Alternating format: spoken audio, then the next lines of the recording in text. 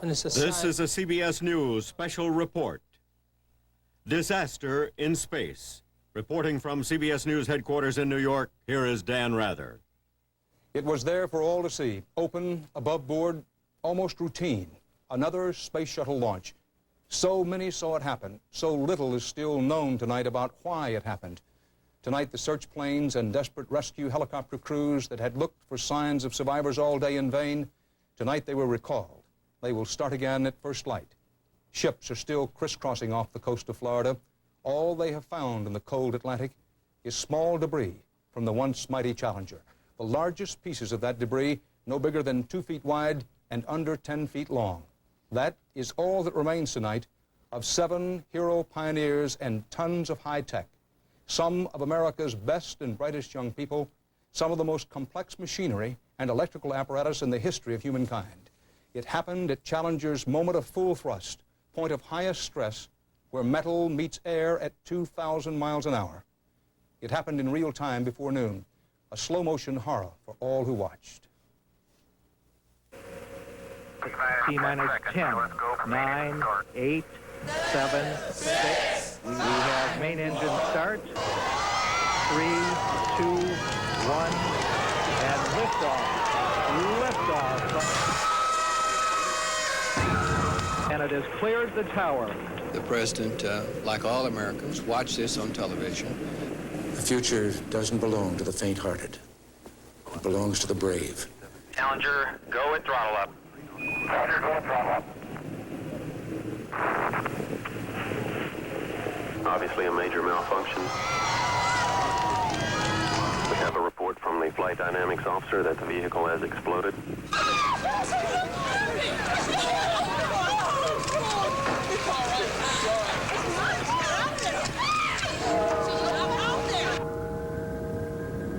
They had a hunger to explore the universe and discover its truths. They wished to serve, and they did. The Challenger crew was pulling us into the future, and we'll continue to follow them. Joining us now in Los Angeles is Leo Krupp, a former shuttle test pilot for Rockwell International. Leo Krupp, good to have you with us this evening. What I would like for you to do, first of all, is let's take a look of the videotape from today. Talk us through it, where the places are, where there are questions, where the suspicions are. But before we do that, let's take a look at the scale model we have in the studio with us, Leo Krupp, and check me as we go along here. Just a reminder that the space orbiter, the spaceship itself, the space shuttle Challenger, is attached to this huge fuel tank which contains liquid oxygen and liquid hydrogen. The liquid hydrogen, highly explosive. Off on the sides are the solid rocket fuel boosters, 2 of them. And in space shuttles, the plan is for the whole apparatus, the engines at the tail of the space shuttle, plus the solid rocket boosters, all to go off the launch pad in one big thrust, and it has to be throttled back a bit, then throttled forward, and as it reaches just past the 2-minute mark, the plan is for the solid rocket boosters to jettison away and fall away. The space shuttle with its engines down here continues on up using the fuel out of this tank on upward towards space, and eventually the big fuel tank itself drops off, leaving the shuttle to orbit the Earth. Now, that's the way it has worked in the past. Now, Leo Krupp, I want to remind you, if I may, or perhaps point out to you if you had a chance to read it, that the United Press International says tonight that speculation about what caused the space Challenger to explode shortly after takeoff Tuesday focuses primarily on the spacecraft's large fuel tank, but NASA officials declined comment on what may have triggered the blast. Now, with that in mind, let's try to take a look now at the videotape of the blast-off today. Leo, as we wait for the videotape to get completely down to the point where we want to take it up, had you heard that speculation about the suspicion area focusing on the main tank? Well, there's no doubt, Dan, that the main tank was the explosion, the fuel for the explosion, and what triggered it, I think, is conjecture right now until NASA has a chance to look at all the items. There were some suspicious flame patterns around the nozzle area of the left, what appeared to be the left solid rocket booster, and that could have been the ignition source, but I'm sure that everybody agrees the fuel for the explosion came from the main tanks, from the external tank. Well, let's take a look now at the videotape and have you talk it through us, emphasizing as we go through this that there may be many theories and many hypotheses, but no one at this hour actually knows what happened. This was the scene at the launch site. 7, 6. We have main engine start. 4, 3, 2, 1, and liftoff. Liftoff of the everything in the launch looked perfectly normal up to the point when he was going through max dynamic pressure. And this camera angle will be looking up the stern or up the tailpipe of the vehicle as it gets up, so you can't really see too much. But just as he goes through the max dynamic pressure region where he throttles his engines back, the three main engines back to 65%, and then he throttles them back up to 104 after he's through this area, the camera will switch from the stern view to a side view. And when it switches to the side view is when you can see the first thing that looks abnormal, and those are some little what appear to be flame leaks around the aft end of the left booster, which is the one closest to you as you're viewing this. Now, we're just about to see that, I think, Leo Krupp, in a few seconds. Okay, as we switch to the side view, just watch toward the aft end of the solid rocket booster, and you'll see some little flame patterns come out, and those appear to be the ignition source. There you can see them, and there's no doubt the fuel for the explosion came from the external tank. But the question is what caused it, and NASA, I'm sure, will have an answer for this after they recover all the debris and look at all the data. Now, Leo Krupp, let's do as we have done during the day, take a closer look at the critical moments just before and during the explosion in slow motion. This is the side view that you mentioned. Okay, you can see the little flame leaks coming back there now, just forward of the nozzle. And you'll see one that jumps up forward and impinges up on the belly of the vehicle up near where the umbilical from the external tank right there, and that provided the ignition source which resulted in the catastrophic explosion. Leo Krupp, former shuttle test pilot for Rockwell International. So our viewers and listeners can understand the area in which you called attention as one of the suspicion areas, while emphasizing all the way through that nobody actually can know what happened and why. What you were talking about, Leo, is was this area, this being the solid rocket booster on the left side from the pilot's position in the capsule, right down in here is where you first saw those flashes. That was the first thing that looked out of the ordinary or abnormal about the flight. Up to that point, everything looked perfectly nominal. It looked like a perfect launch. And then, very quickly, there was a brighter flame a little further up on what appeared to be the area of the main fuel tank, that is the liquid fuel tank, liquid oxygen and liquid hydrogen, and then very quickly the massive fireball explosion. That's right, and it appeared that this happened so rapidly that the crew did not have any time to react. There is a provision for the crew to do a fast separation. If they know something is amiss in a solid rocket booster or the tank, they can do what we call a fast separation, and they can separate the shuttle from that package. But this occurred so rapidly that it appeared that the crew did not have any time to react at all to the pending disaster.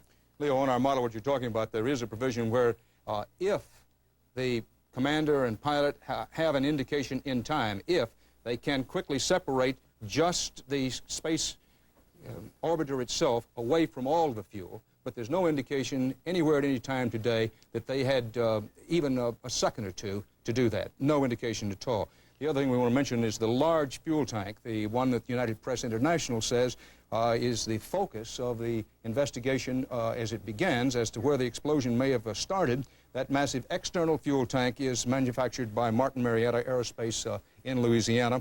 It contained 500,000 gallons of highly explosive fuel. The fuel is the most explosive element in the whole system, but we emphasize that nobody at Martin Marietta Aerospace or with NASA is saying that the explosion actually began in this tank. They simply do not know. Thank you very much, Leo Krupp in Los Angeles. We want to go now to Houston, where our old friend, astronaut Alan Bean, former astronaut and present artist and painter Alan Bean, who flew on both the Apollo and Skylab missions. It's tough, I know, but Alan Bean, what runs through your mind as you watch the launch having been there yourself, and if I may, I'm particularly interested in, based on your experience, what was happening to the crew members minute by minute from the seconds before launch right on through this disaster. Well, Dan, from the time you get in up till about 15 minutes, you've got a fairly leisurely pace, and so you're thinking about the launch and you're thinking about how the mission's going to go. When it gets to be about 15 minutes to launch, things start to pick up speed, and you begin to just concentrate on your gauge readings, what the ground's telling you, and getting ready for the launch. At launch time, when the main engines ignite, you're watching the instruments. You're not thinking about anything except, what is it that I'm seeing? Is this right? And if it isn't right, what do I do? And that kind of mental attitude continues all the way through launch. So I feel fairly certain that the crew members, all during the first minute or minute and a half of launch, were looking at their gauges, listening to Houston, and thinking, it's going well, everything's going good, everything's going just like we hoped it would go. And my feeling personally is that is what they thought all the time.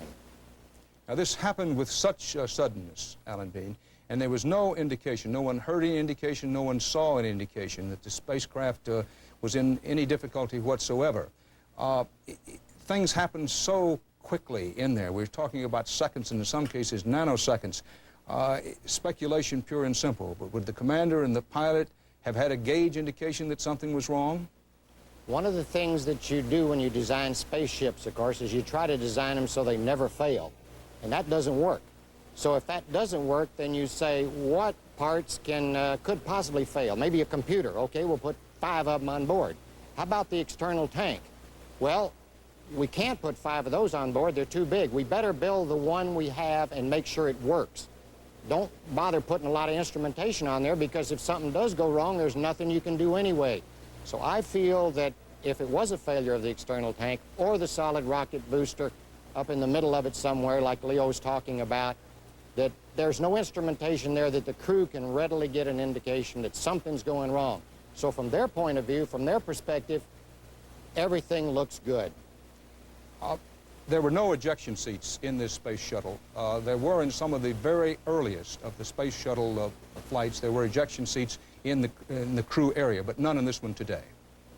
No, Dan, and my personal feeling as a result of what I just said is, even if this had been the first flight of the space shuttle, where John Young and Bob Crippen with ejection seats, that this kind of failure happened so fast and apparently with no warning, that they wouldn't have been able to use them. This kind of catastrophe is not what the seats are designed for. This is a catastrophe that just cannot be allowed to happen. In this case, of course, it did, and the engineers are going to have to go back and take a look, because this there is no crew member recourse for this kind of failure. Inside the cockpit of the space capsule, is there flame-resistant, flame-retardant material in there?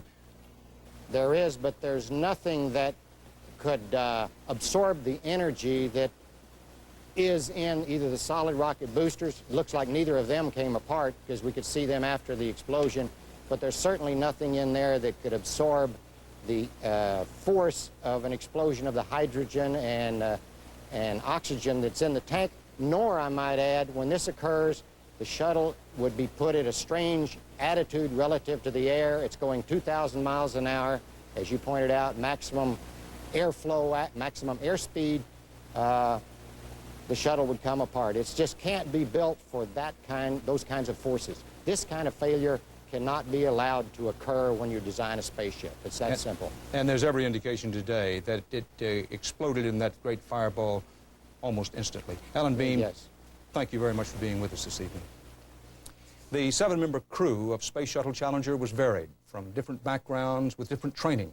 But as Bruce Hall reports, what these heroes shared was the pursuit of excellence. And then it was going to be Krista McAuliffe's flight. The 37-year-old Concord, New Hampshire schoolteacher, married, mother of 2, had captured the attention of the nation. She was going to be the first private citizen, not connected in any way to the space program, to be given a ride on the shuttle. She was picked from more than 11,000 teacher applicants and was fiercely proud of representing her profession. I feel a great responsibility and excitement this year that I'm representing my profession. Shuttle Commander Francis Dick Scobie was happy to be part of the teacher mission. His wife is a prominent educator, and he believed the space program needed the involvement of teachers and children. He was a space veteran who had flown aboard the Challenger in April 1984. And before leaving, he told friends that the future of mankind depended on flights like this to outer space. We have to expand into outer space to keep our hands on the resources we need to make the human race survive. So I think it's our survival eventually. The pilot was 40-year-old Mike Smith, a Navy commander and veteran of Vietnam. It was his first flight, and safety was his primary concern. My primary interest is to make sure that we get up and back safely. 36-year-old Judy Resnick was the second American woman to go in space, flying aboard the Challenger in August '84. She was a classical pianist and had a PhD in electrical engineering. A research scientist, she was the only one aboard who was single. Ellison Onizuka and Ron McNair had gone through special training so they could take a walk in space to fix any emergencies that might occur aboard the shuttle. It was Onizuka's second flight. He was an aerospace engineer and a pilot who had spent much of his career teaching other pilots at the elite test pilot school. 36-year-old McNair had a PhD from Massachusetts Institute of Technology and was an expert in the field of lasers. It was his second trip into space. 41-year-old Greg Jarvis was overjoyed to finally get aboard the shuttle. He had been bumped twice, first by Senator Jake Garn and later by Congressman Bill Nelson. It was his first flight, but he was the one who tried to relieve the pressure on the others. It was his idea to take Krista McAuliffe for a bike ride when she became restless following Sunday's postponement. It was a crew doing what they know best, a crew doing what they wanted to do in life. Bruce Hall, CBS News. As Bruce Hall mentioned, Senator Jake Garn, Cactus Jake Garn of Utah, flew in a shuttle mission. He was the senator who flew in one of the shuttle missions, followed, of course, by a member of the House of Representatives. And Senator Garn has just returned from talking to the families at the Kennedy Space Center in Florida. He's been kind enough to take a moment or two at Andrews Air Force Base in suburban Maryland, just outside of Washington, D.C., to talk with us. Senator Garn, is there anything that you got from the families? Did they say anything to you that you feel you can or want to pass along? Well, I was fortunate enough to go with the Vice President and Senator John Glenn to visit with the families. And obviously, it was a very difficult meeting. You always feel inadequate and not knowing exactly what to say to try and comfort the families. The thing that I was so impressed with is Mrs. Scobie, the commander's wife, stood up when we came in and said, "Mr. Vice President and Senators, I think I speak for all of the families here that we want you to know that we want the space program to continue. We don't want it delayed. We know that our loved ones would want it to continue, and as tragic an accident as this has been, and as sad as it is, don't let it stop the space program." It was very, very touching and very difficult for us. As any of us who've known them knows, Senator Garn, and as Tom Wolfe wrote so eloquently in his book, The Right Stuff, being a pilot's wife, a military pilot's wife, who some of these women had been for a very long time, is trying under the best of circumstances, to say nothing of circumstances in which your husband and the father of your children is going to ride a machine such as one of these space shuttles. You made that trip once. At about the 1 minute and 12 or 15 second mark, do you remember what you were thinking on your flight? Well, during that period of time, the solid rocket boosters burn for 2 minutes, and it's very rough and it's very noisy. And so you thinking how exciting it is, how wonderful it is within a few more minutes, about another 6 minutes, you're going to be in orbit and be able to look back at the Earth. And when the 2 minutes are over, it dramatically smooths down. So you're relieved to get rid of the solid rocket boosters. They were about halfway to that point. I'm sure they were extremely excited, ecstatic about getting into space after being delayed a couple of days. I'm sure they were very happy and very excited at that point and thinking about what a wonderful, fantastic experience it would be in just a few minutes to be orbiting the Earth.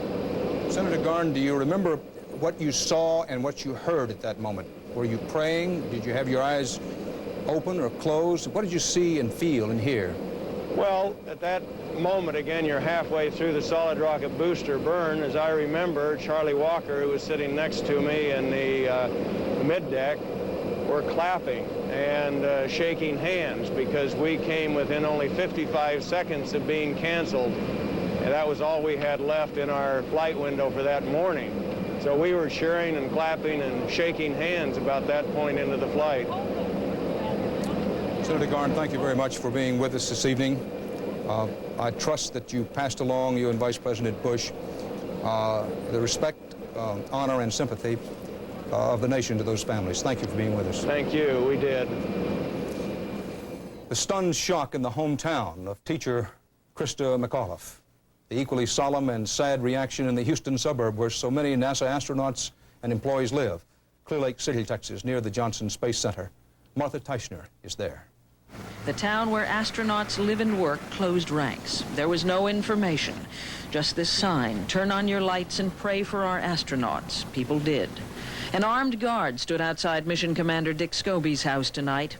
The Johnson Space Center, where reporters are usually dished out data by the pound, got nothing. There were no news releases, no interviews. Nobody connected with the space shuttle was allowed to talk.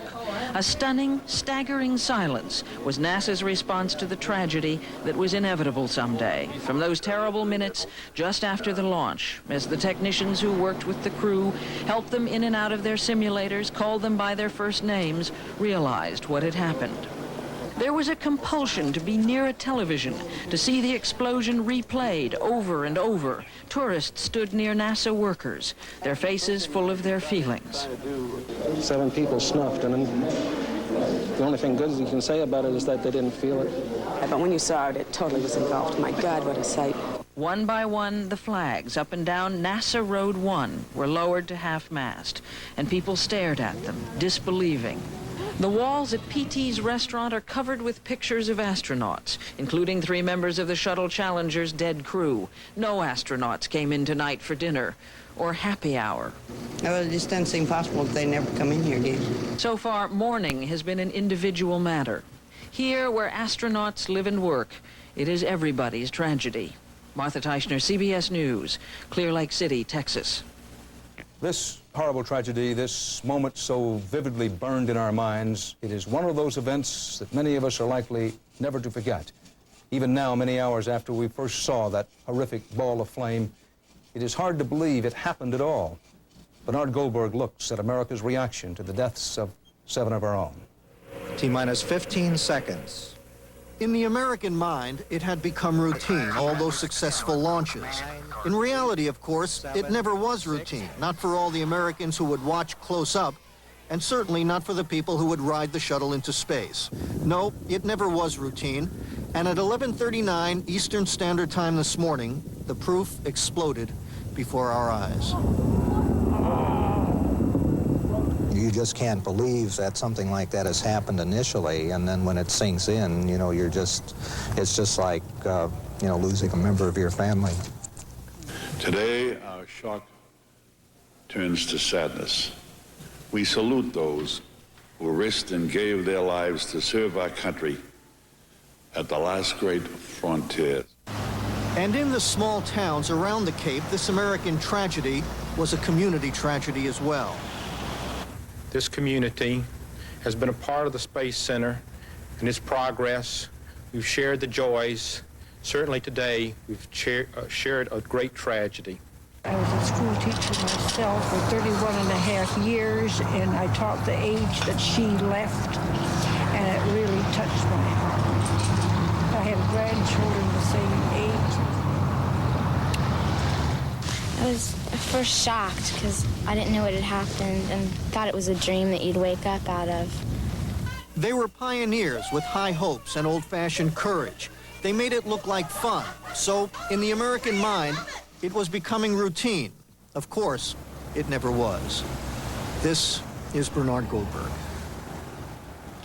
President Reagan had planned to deliver his State of the Union speech tonight, and at one point today, the president said he was going ahead with it, but he quickly changed his mind just a bit later, and instead, as Leslie Stahl tells us, he scrapped the State of the Union speech, postponed it until next week for a special address today to a nation in a state of shock. President Reagan ordered all flags on public buildings flown at half-staff, proclaiming a week of national mourning, leading the country in what he called our pain. The president said, "I just can't rid myself of the thought of the sacrifice and the families." The families of the 7, we cannot bear, as you do, the full impact of this tragedy. But we feel the loss, and we're thinking about you so very much. Your loved ones were daring and brave, and they had that special grace, that special spirit that says, give me a challenge, and I'll meet it with joy. The president has taken a keen interest in the space program ever since 1982, when he was the honored guest at the happy landing of the shuttle Columbia. Ironically, the Challenger was flown overhead that day in a proud salute to the commander-in-chief. Despite the sorrow of today's tragedy, the president said the program will go on. There will be more shuttle flights and more shuttle crews, and yes, more volunteers, more civilians, more teachers in space. Nothing ends here. Our hopes and our journeys continue. It was President Reagan's idea to send civilians into space and to make a teacher the first. He spoke to the teacher finalists in June. When one of you blasts off from Cape Kennedy next January, you will be representing that hope and opportunity and possibility.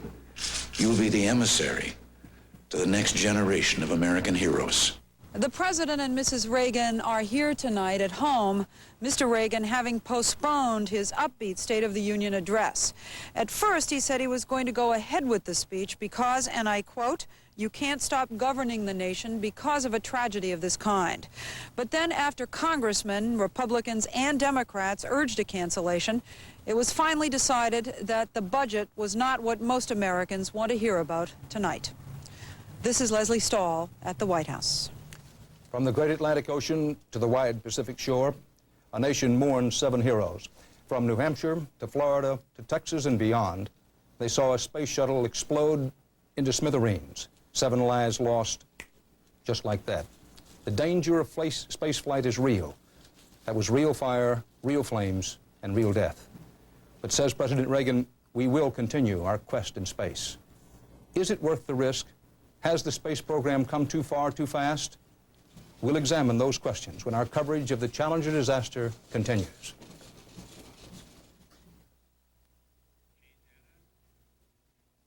This is CBS. I'm sorry, sir. I can't renew your driver's license. You know, maybe you should have your eyes checked. With age, a cataract can develop in the lens of the eye. At the Lear Eye Clinic, cataract treatment is a simple 1/2-hour procedure that is completely covered by Medicare. Now I'm driving again, and my sight is better than ever.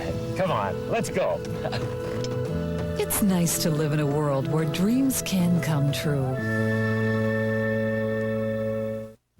Been waiting to buy that new car? Now is the time at Larry Miller Chrysler Plymouth Mazda. We're moving everything. You want discount financing? We've got it. 7.5 or up to $500 cash back on Plymouth Horizon. And 8.6 or up to $1,000 cash back on Plymouth Reliant, Turismo, and all the variants, including GTS. And import value, we've slashed prices on a huge selection of 1986 Mazda cars and trucks. How about a trip for 2 to Hawaii via Hawaiian Air? Come in and register. No purchase necessary. We're close to you, just 4 minutes from the freeway. Larry Miller Chrysler Plymouth Mazda. We'll beat the pants off any deal. The Chemical Warriors, tonight on News Center, 10 p.m. A CBS News special report, Disaster in Space, continues. Here again is Dan Rather. It has been in recent years so easy to think of the space program as so many comfortable bus rides by technocrats. So easy to forget that our astronauts were adventurers. As much as the Argonauts of Greek myth, as much as Sir Francis Drake and Lindbergh, adventurers riding a pillar of flame. And though the 2.5 decades of manned space flight, there have been moments of terror and death. Almost exactly 19 years ago, January 27, 1967, a confident astronaut crew, Virgil Gus Grissom, Edward White, and Roger Chaffee, they met death when fire swept their Apollo 1 command module during a ground test. In 1970, astronaut James Lovell floated in weightlessness, but then Apollo 13 exploded on the way to the moon.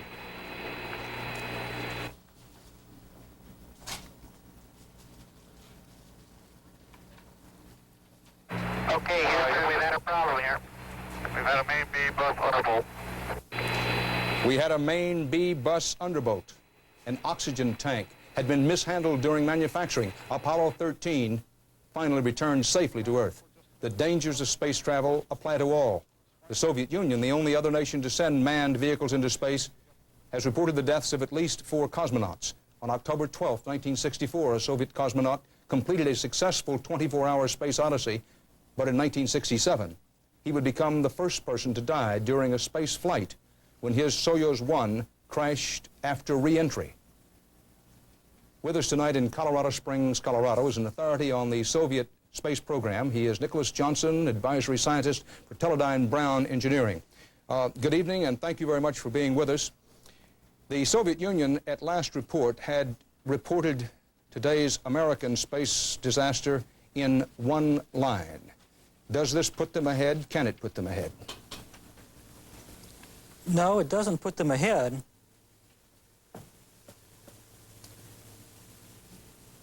And how much do we know about the Soviet accidents over the years? Now, I mentioned that I know we're having some audio problems there, and we hope those get cleared up for you.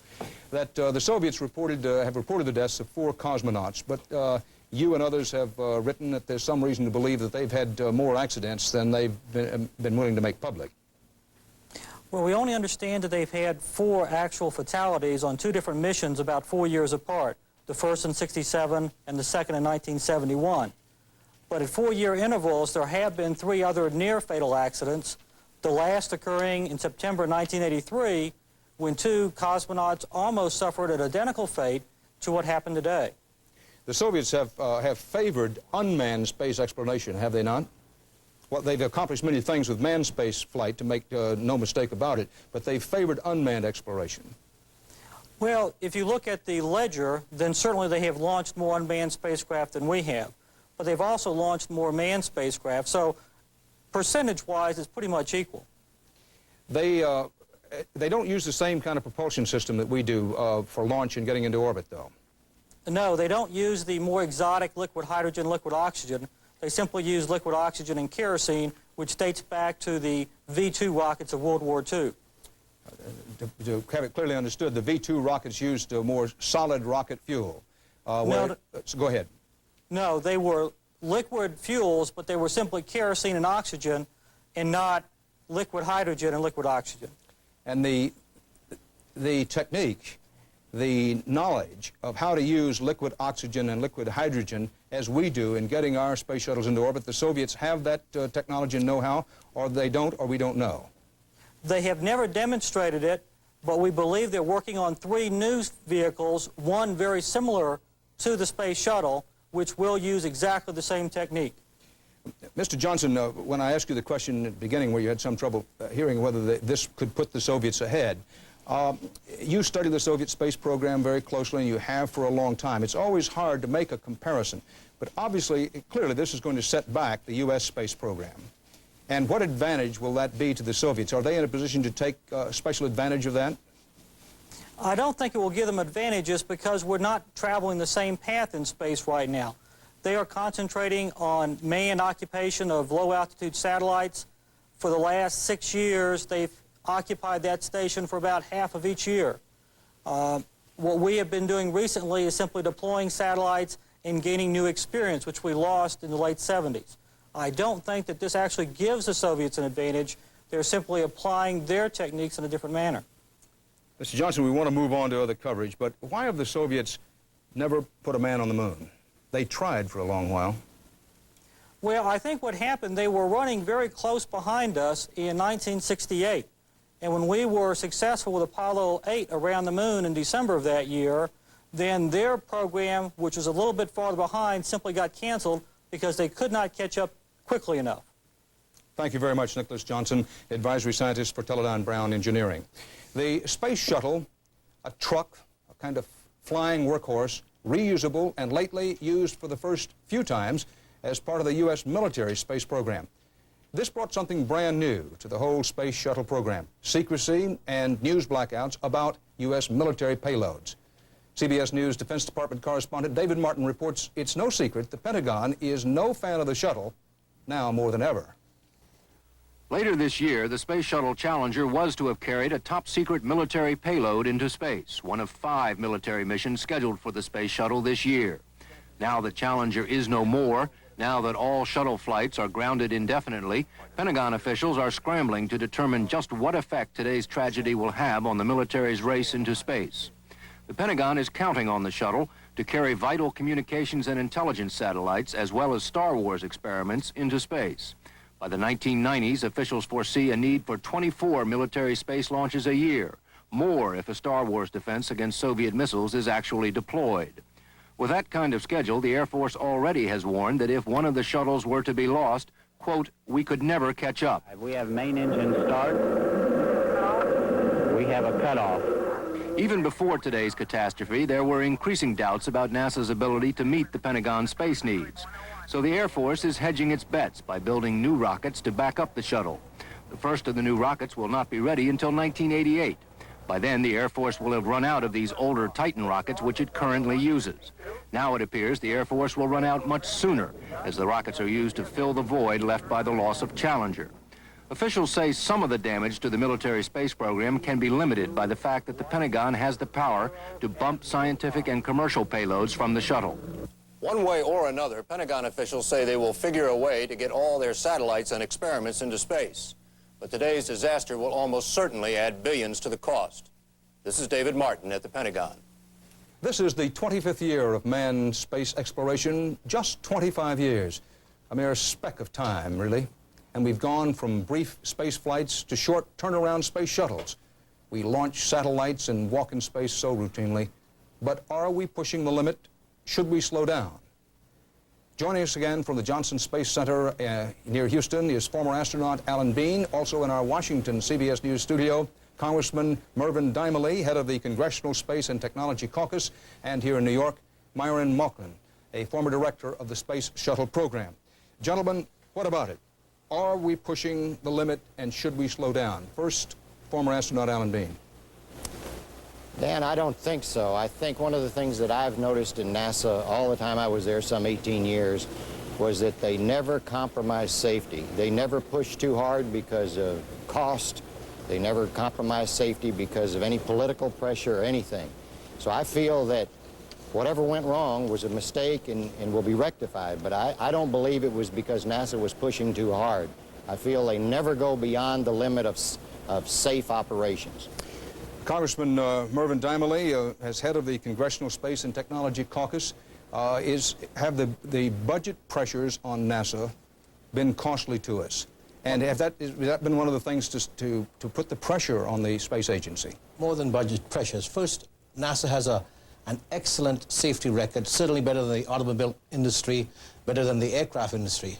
However, as your Pentagon correspondent just commented, NASA is under great pressure from the military, great pressure from the Congress, from the administration, from the private sector, and from the insurance industries. This accident will, of course, increase insurance rates, and that's a pressure. And we are under pressure from possible competition from a consortium in Europe. So NASA is under great pressure from a number of sources to make these explorations profitable or self-supporting. And therefore, as a result of that, they have to meet a very rigid schedule. Any interruption in that schedule throws the whole NASA program back. And I believe that the time has come for us to just step back just a minute and reorder our schedule priorities and try to slow down the program just a little bit. You're not recommending, or are you, any reduction in NASA's budget? You're saying let up a little on the schedule. Indeed. In fact, NASA has done very well. Over the last 5 years, they've had a net increase in their budget. I believe that they're doing an excellent job. I think, however, the schedule is too much like the Washington, D.C., New York shuttle run. Myron Mauchline, here in New York, former director of the Space Shuttle program. Your view, an overview, and as objectively as you can, have we been moving too fast? Have the pressures been too great on the Space Shuttle schedule? No, I don't believe that we're moving too fast. I agree with Alan Bean that the primary issue in NASA has always been safety, and the shuttle is designed with that thought in mind. The exact cause of this, of the disaster today, has yet to be determined. It's necessary to keep moving forward, and I don't believe that we've compromised safety in any way at the present pace. The shuttle program has been set up, and the manufacturing facilities and launch facilities have been constructed with schedule in mind as we proceeded forward, and I think they're adequate to do that. Astronaut Alan Bean, what about this report today? We're talking about safety and whether the pressure on NASA to get these launches, particularly after they've been delayed a time or two, up there and out there and move on to the next one. When you were an astronaut, if someone had told you that there were icicles forming on the bottom of the spaceship, as happened this morning, would you have been concerned about that, even if NASA said, well, we've looked it over and we've delayed for 2 hours? Would that have been of concern to you? If someone mentioned it, I would say to myself, I wonder what having icicles on there means. And I would say, I know that back in Launch Control Center, they're checking with the experts on icicles, if you will, to see what he thinks, or the team that's concerned with temperature, or the environment around the spacecraft and the booster. And I would feel confident if they came back to me and said, icicles are okay, that they said that from a position of knowledge, testing, study. They didn't just look out the window and say, it ought to be okay, I think it's okay. They would have had data to prove it's okay, or they wouldn't have gone. They'd have said, let's don't go, we'll do some testing and go some other day. And what about the report that over the weekend that one of the cranes that was helping to set up the shuttle launch accidentally bumped into one of the fuel tanks? Now, Mr. Moore, the current director of the Space Center, this afternoon, when asked that question, said, well, yes, in effect, that happened, but we checked it out, and we think everything was okay. Would that have been of concern to you? No, because once again, Mr. Moore has his own integrity, plus the integrity of his team behind him. Believe me, NASA operates as a close-knit family, like you said earlier in this program. And nobody is going to let anything go by that they feel is a safety consideration. Things that have bitten us before in the space program are things that we didn't know. We thought we knew, and then they were wrong. We've never had a failure that I know of in the space program where people stood up and said, this needs to be fixed, it's going to be a failure later on, something's going to break, this is going to blow up. If they ever say that, we go study the problem and we solve it, and we make sure finally that everybody agrees it's safe. So if you take a look back in the history of the space program, you'll find that things that have hurt us in the past have been things that we all agreed were okay, and we found out later we'd made a mistake. So I feel that that's what's going to happen here, that it's not going to be something anybody knows about at this moment. Congressman Dimely, what about this business of allowing civilians, politicians, school teachers, and journalists? School teacher Krista McAuliffe, we all admire her, we all thrilled with her when she was chosen. But as we step back and look at it, has that been premature, as former astronaut Frank Borman suggested at one time today? Well, I think it was perfectly proper to have a school teacher on, because what we are attempting to do is to explore space and to bring this message back to our classrooms. The whole question of whether politicians ought to go reminds me very much of the media hype we witnessed for the Super Bowl. I don't think it is necessary for politicians to go up. I think scientists, of course, should go up, and a teacher, in fact, is a scientist in his or her classroom. So I think that's a proper role for a teacher. Former director of the Space Shuttle program, Mr. Mauchline, we earlier quoted a United Press International report saying that speculation, clearly underline that word, speculation in the early investigation is focusing on the spacecraft's large fuel tank, that massive external fuel tank that's manufactured by Martin Marietta Aerospace in Louisiana. Do you have any information on your own that would indicate that's true? And whether you do or not, what checks are made on these contractors for quality control? I would say that there's no question that the source of the major amount of energy that contributed to the explosion came from the external tank. But you can't, I would be very hesitant to indict that element at this time. There's a lot of material to be gone over before we can decide that that is the case. The earlier suggestion that was showing up in the films about those little flashes from apparently coming from the solid rocket booster have to be examined very carefully to determine whether or not those are the cause.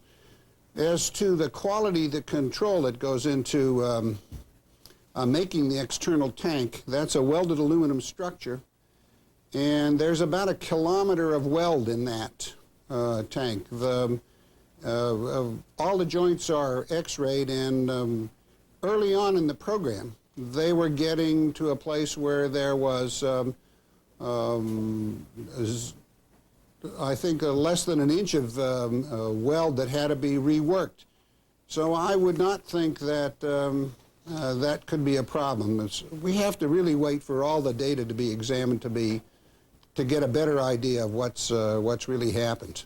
Mr. Vulcan, we know that we've had quality control programs in things such as nuclear submarines, welds that are not exactly and precisely made. And there have been many complaints about the decline of craftsmanship and quality in the manufacture of American weaponry and things such as submarines and space shuttles. Now, surely you faced that when you were in your job as the director of the Space Shuttle program. There is always quality issues that are dealt with, and you cannot say that everything is perfect. But the procedures that are in place to detect those things are excellent. I can't be categorically say that it was not the tank, but it's a relatively passive part of the shuttle itself. It stores a lot of energy, but not a lot is going on inside the tank. The things that are going on that are very active and is in the solid rocket boosters and in the main engines. And so that's a place that everything will be examined. That's one of the places that I'm sure will be examined very carefully. Alan Bean, when astronauts get together to talk, do they discuss the possibility that someone who made a weld or someone who put a bolt in place might have been out late the night before, or might have been somebody's brother-in-law and got the job that way? Surely that must be a real and present fear with the astronauts. Well, we talk about it. We wonder if people that sewed the parachutes, for example, all worked well, if they did the weld, everything else. And NASA managers, like Mr. Malkin talked about it, they know that too. They know people do have off days. And so we've had to set up a system of check and balances in the space program to take that into account. For example, someone does the job, then you have an inspector at that point, and then you have another inspector. Then all three people agree that that is, let's say the weld is done properly. Then you take it down to the Cape and you assemble it. You have inspectors, once again, more than one, to look at it, say that it's okay. Then you get it on the launch pad and then you test it. You put pressure in it. You overpressure it a little bit. You do all these different tests to ensure that the fella 6 months ago or a year ago back at the factory didn't make a mistake. And when these systems of checks and balances are finished, then I think everybody has confidence. I know we as astronauts always had confidence in the hardware. Thank you, Alan Bean. Congressman Dimely, how far, in your opinion, is the American space program set back now? A year, 2 years, less or more than that? I would say less than a year. There's no question in my mind the program must continue, and NASA has suffered a major setback. But I think one has to look at the human factor. To what extent is pressure bringing about these delays? To what extent is pressure causing these technical difficulties?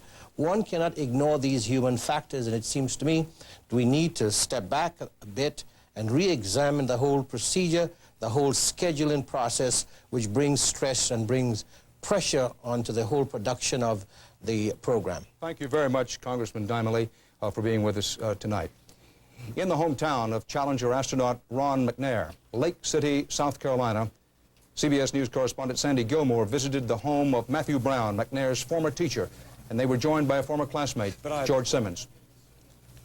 And did people get together, Mr. Brown, or what happened in town? Well, people began to make calls and to get together, and of course, as soon as we got the news as a school system, we called the administrators, principals, and asked them to have mass flags and to pass the announcement around to student bodies and teachers. There is a Ron McNair Boulevard in town. There is a Ron McNair Square, and is this the most famous person this town has ever seen on a national basis? Truly, most definitely, I would say that it is, and Ron himself could not believe that this street would be changed from Boulevard to Ron McNair Boulevard. And just a last question: what are the youngsters around here now? What's their recollection of Ron McNair? Is he someone they look up to, or? Definitely, he's a person that everybody from initially before the space shuttle, just that he was qualified to be one of the NASA astronauts, qualified him to be looked up to. And after he came and visited all the schools, this was one of his highest priority to go into the schools. And everyone from that point on knew that, even though all the achievement that he had made, his priority were, let's tell the children that the sky is the limit. Teacher Krista McAuliffe's hometown of Concord, New Hampshire, is a city of about 30,000, a city rich in American tradition. And tonight, Charles Osgood reports Concord is a city in mourning. There are places in this country tonight, and Concord, New Hampshire is one of them, where what happened today is being taken not so much as a public event, but as a personal loss. A part of each and every one of us also boarded that space shuttle. And so only naturally, we feel that a part of us is gone. My soul is longing for your peace. All over Concord tonight, there were church services where people prayed for their friend and neighbor, Krista McAuliffe, and for her family and fellow astronauts. And we, not understanding, are inconsolable. My soul is longing for your peace. The same thoughts were being expressed everywhere in Concord, in the stores and streets, and on the radio. This one thing was on everyone's mind. Many of us were watching as the craft exploded. Along with the sense of loss, however, is the feeling that this teacher, this warm, compassionate woman, has taught us something, even in death. And others will dare to do more and to take her place because of the example of Krista and those who perished with her today.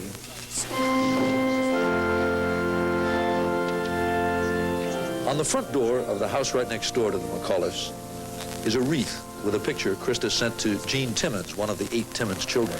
On the picture, Krista wrote a little note to Jean, and this is what she said.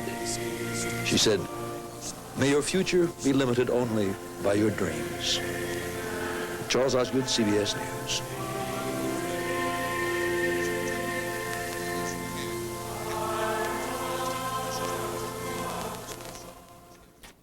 CBS News correspondent Walter Cronkite was present at the creation of the American space age, covering this nation's space program through the sunshine and the showers, from its faltering beginnings through tragedy to the triumph of man on the moon and beyond.